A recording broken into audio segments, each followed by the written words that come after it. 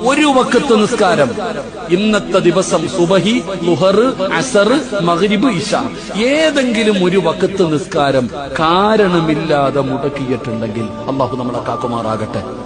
ഉറക്കപ്പുറ അല്ലാഹു നമ്മളെ കാക്കുമാറാകട്ടെ. എന്താ കാരണം? എന്താണ് കാരണം?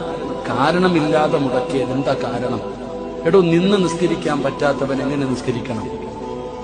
എങ്ങനെ നിസ്കരിക്കണം? ഇരിക്കണം. ഇരുന്ന് നിസ്കരിക്കാൻ പറ്റാത്തവൻ എങ്ങനെ നിസ്കരിക്കണം? കിടക്കണം.